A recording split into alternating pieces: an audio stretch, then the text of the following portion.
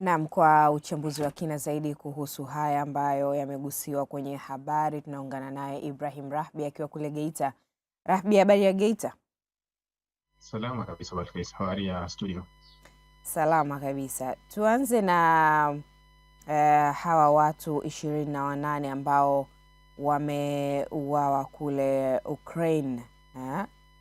Hivi vita ambavyo vinaendelea kati ya Urusi na Ukraine, na tunaona Volodymyr Zelensky alipata kuungwa mkono kwa asilimia nyingi sana pale ambapo alishiriki katika mkutano wa G7, na haya mashambulio bado yanaendelea. Unaona tathmini gani hapa katika hili?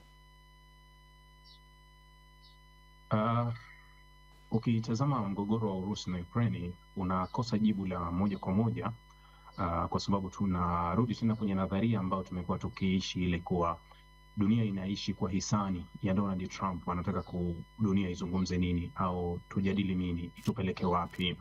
Ukitazama miezi ya karibuni ni kama mgogoro ulisahaulika, lakini kuna vita kubwa sana, kuna mamia ya watu wanaouawa karibu kila siku, na mgogoro umeathiri eneo kubwa zaidi, na mashambulizi ya hivi karibuni yamebadilika sana, kwa sababu hata Ukraine wamekuwa wakifanya mashambulizi mengi makali kuelekea kwa Urusi, hasa kwa kutumia droni pamoja na makombora. Hali kadhalika Urusi pia imefanya mashambulizi makubwa sana. Sasa ukitazama mkutano wa G7 ulivyokuwa, ni mkutano kama ulikuwa unahuisha, na ulikuwa unahuisha kwa sababu ni mkutano ambao Donald Trump alikuwa akizungumza katika lugha yenye staha. Manake alirudi kwa mara ya kwanza toka amerudi madarakani kipindi hiki, akaenda kuzungumza na washirika wake wa magharibi ambao mara nyingi aliwasema kwa maneno makali, lakini mara hii alizungumza nao kwa lugha nzuri zaidi, kwa sababu tayari suala la Iran lilikuwa limemkalia pabaya, na yeye alikuwa anatafuta uungwaji mkono kwa maamuzi yake ya kumaliza mzozo, kwa sababu katikati ya mzozo wengi walikataa kuungana naye kwenye suala la Hormuz, wakakataa kwenye vita, wakakataa kuchukua hatua nyingi alizozitaka. Sasa mara hii ni kama yeye alikuwa amerudi upande wao na wao wakaonekana kama wanampokea. Kwa hiyo ndio maana naona swala la Ukraine likawa kubwa, na Ukraine wakaona Ulaya waitumie nafasi hiyo kwa kujitalimisha kwa Donald Trump ili waweze kupata kile ambacho Ukraine anakitaka, na ndio maana naona kuwa Zelensky alipokelewa vizuri sana. Lakini swala la Ukraine tunaweza kuja kulijadili sana baada ya huu mzozo wa Irani kukamilika, katika haya ambayo yalianza kule Uswisi. Tutakuja kulijadili la Ukraine sana, kwa sababu litakuwa tena ndio kipaumbele cha Donald Trump. Baada ya kutoka hapa atatuhamishia huko.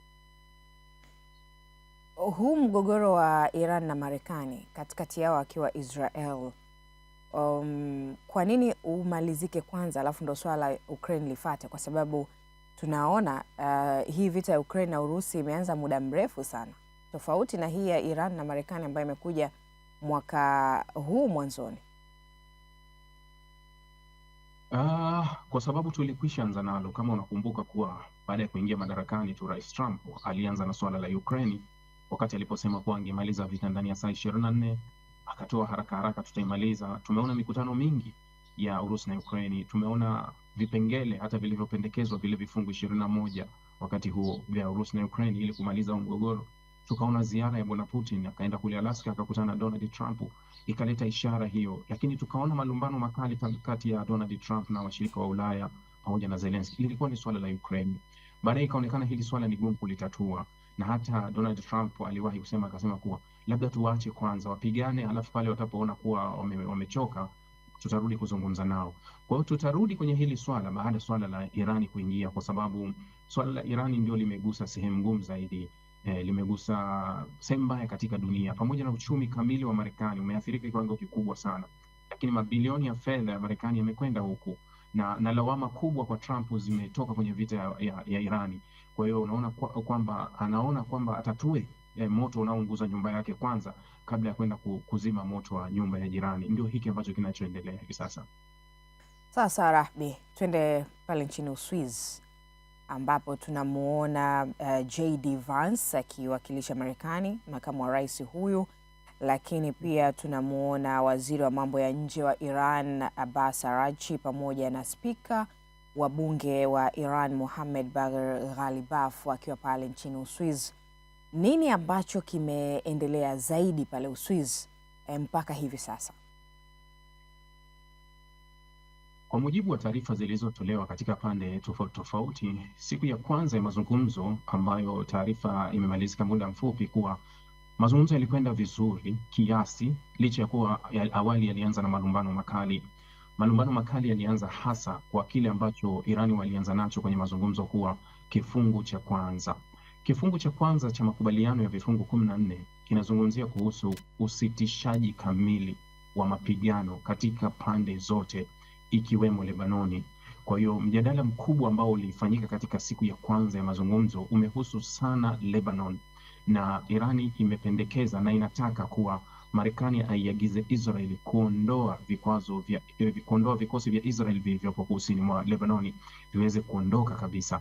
Sasa hapo ndio kumekuwa na malumbano makali zaidi wakati huo, lakini jana hiyo Donald Trump akaandika kwenye mtandao wake wa Truth Social kutishia Irani kuwa itabidi waishambulie Irani ikiwa Irani itaendelea kuwasaidia Hezbollah, na baadaye ikaonekana kama delegation ya Irani ilikasirishwa na maneno hayo na kuamua kuondoka kwenye mkutano, lakini baadaye taarifa rasmi haikutoka kama walikuwa wameondoka, isipokuwa kulikuwa na taarifa kadhaa tu ambazo zimetoka pembeni na kuthibitisha hilo.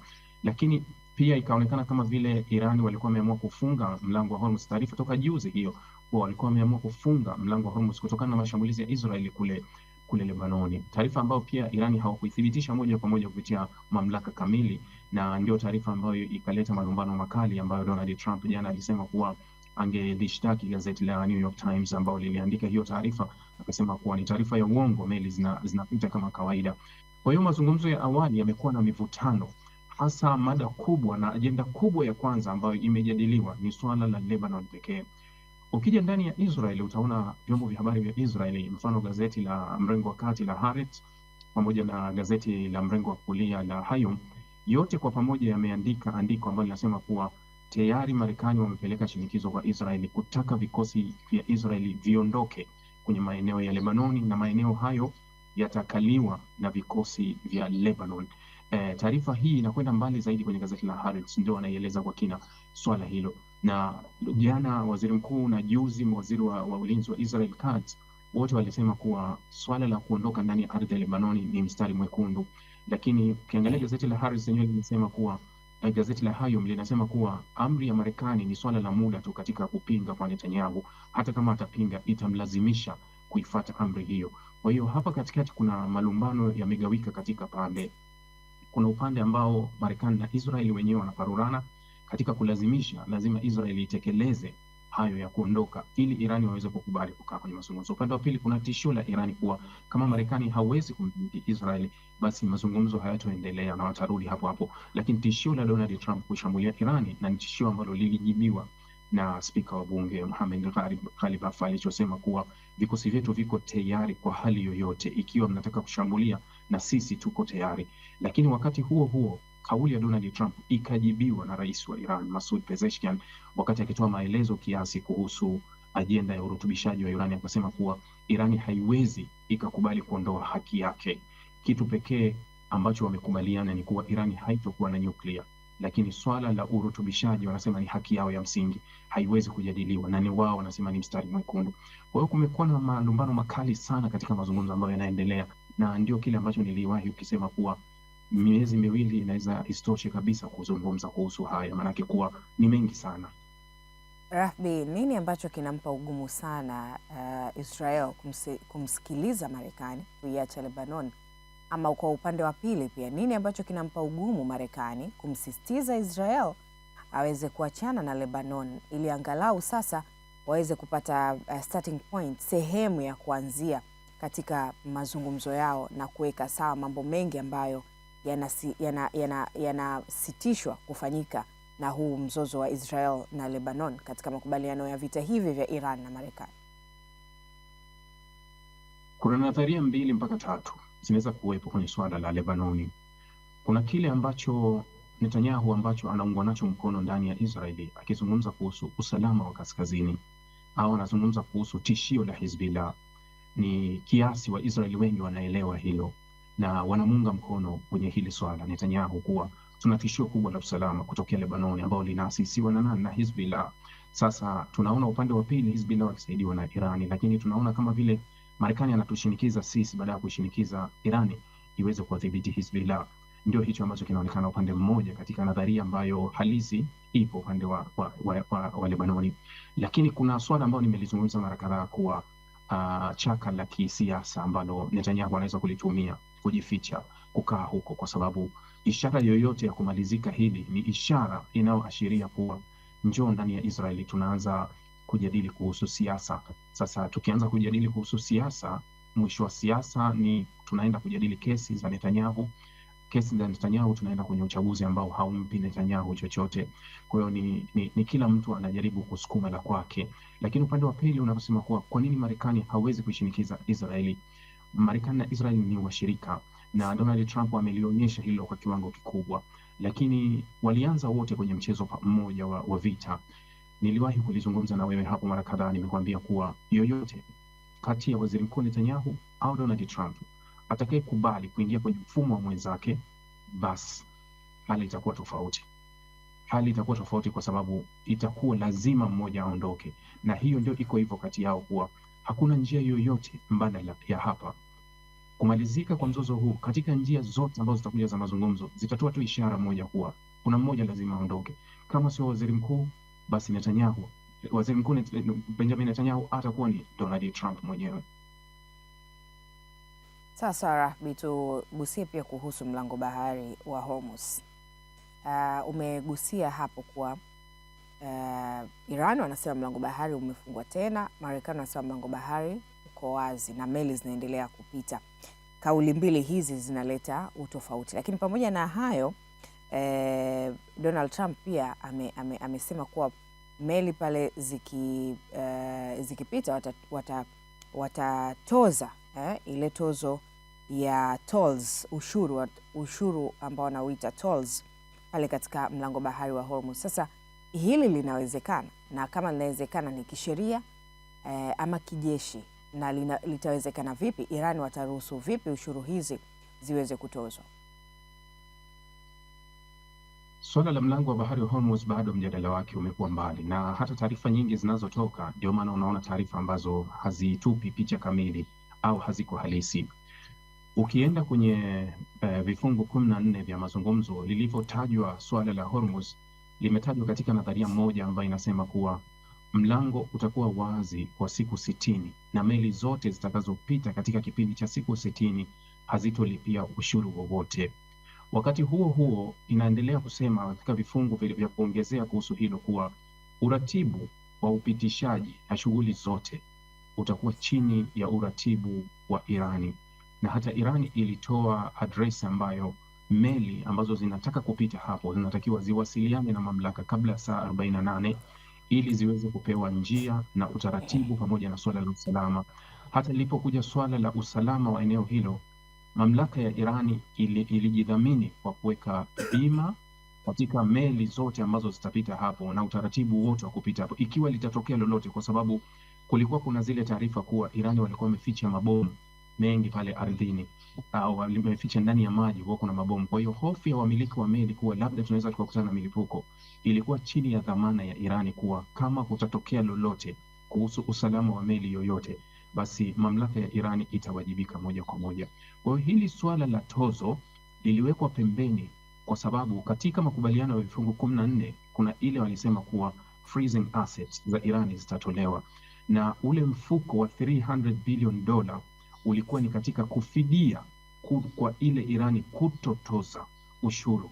Kwa hiyo ndio wakaweka mfuko ule wa uwekezaji wa bilioni $300 ikiwemo kufidia, kwa sababu Irani walisema tutatoza ushuru hapa ili tuweze kufidia kujenga nchi yetu. Wasema kwa tutaanzisha mfuko. Ule mfuko ulikuwa ni fidia ya, lakini mkataba huo unaendelea kusema kuwa baada ya miezi miwili au baada ya kufikia makubaliano, utaratibu mpya wa Hormuz utakuwa chini ya udhibiti wa Irani na Omani.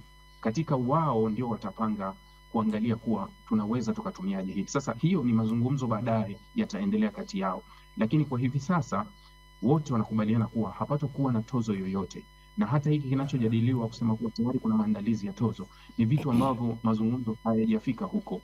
Mazungumzo ya sasa yaliyopo ni kuhusu kuondoa uhasama kwanza, yani tupo kwenye kifungu cha kwanza kabisa katika vile vifungu 14. Kwa hiyo hata yaliyozungumzwa jana yamesimama pale pale kwenye kifungu cha kwanza, mgogoro wa Lebanoni, kuondoa uhasama, kuondoa matishio na kujizuia kwa nchi zote kuanzisha chokochoko yoyote. Kwa hiyo bado tuko kwenye kifungu cha kwanza, hayo mengine bado hawajafika.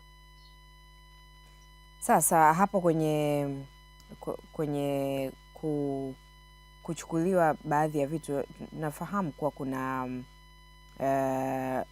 baadhi ya vitu ambavyo vilichukuliwa na baadhi ya vikwazo ambavyo viliwekwa.